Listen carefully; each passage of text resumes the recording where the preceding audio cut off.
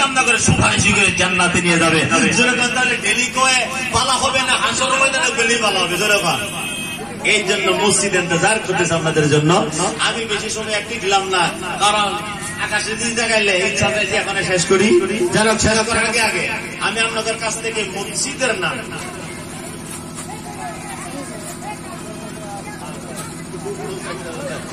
মসজিদেরি পাশে আমায় কবর দিও ভাই, মসজিদেরি পাশে আমার কবর দিও ভাই, যেন দূর থেকে আজান শুনতে পাই, মসজিদেরি পাশে আমায় কবর দিও ভাই। যেরকম সুবহানাল্লাহ। ও মসজিদ তোমারে আমরা চাই, সবাই যেরকম আমিন আমিন। যখন আমার কেউ থাকবে না মসজিদ তুমি আমার হয়ে কথা বলবে, আর অবশ্যই বলবে। সিয়াসি তার হাদিস কোনদিন মিথ্যা হতে পারে না। এর জন্য আমি 10 জন সাহাবীর নামে, যে 10 জন সাহাবীকে প্যারা নবী মুস্তাফা সাল্লাল্লাহু আলাইহি ওয়াসাল্লাম জান্নাতের সার্টিফিকেট দুনিয়াতে দিয়েছেন, যেরকম সুবহানাল্লাহ।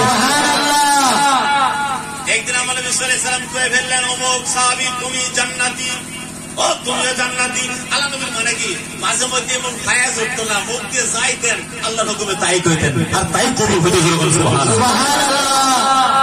ও বকর তুমি জান্নাতি, ও মা তুমিও জান্নাতি, ও সাল তুমিও জান্নাতি, ও আলী তুমিও জান্নাতি। চোখে যে বাস্তাছে সবেরে জান্নাতি করতেছে, যেরকম সুবহানাল্লাহ সুবহানাল্লাহ। যখন 10 জন সাহাবীর জান্নাত দেওয়া শেষ, চারিদিকে হুলুস নবী জান্নাত বাগাইতেছে, যেরকম সুবহানাল্লাহ সুবহানাল্লাহ। কিন্তু যতক্ষণ পর্যন্ত ফায়েজ আছে নবী জান্নাত বাগাইছে, এখন তার লাভ নাই। সাহাবীরা এসে বলছে রাসূল আমার জান্নাত লাগে, ফায়েজের দরজা বন্ধ হয়ে গেছে, যেরকম সুবহানাল্লাহ সুবহানাল্লাহ। সাহাবীকে দুনিয়ার ভিতরে ইয়া নবী মুস্তাফা সাল্লাল্লাহু আলাইহি ওয়াসাল্লাম জান্নাতের সার্টিফিকেট পেয়ে গেছেন।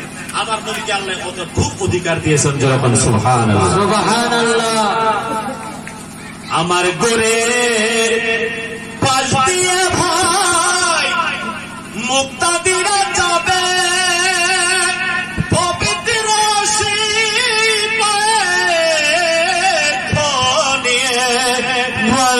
শুনতে পাবে, সে আজানের সুরে এই বান্ধার আযাব মাফ হইবে ভাই, আযাব মাফ হইবে, মসজিদেরই পাশে আমায় কবর দিও ভাই। সবাই যখন আমিন এই মসজিদটা আসলে সে হয়েছে বুঝছেন, এমনি তো খুব সুন্দর করছেন, কিন্তু জমিন সরজমিনের সাথে লেভেল হয়ে গেছে, যার কারণে খুব জোরে দিলে বাঁচতেছে না। এই জন্য এই মসজিদটা উঁচু করবার জন্য কিছু একটু সহযোগিতার দরকার। ইতিমধ্যে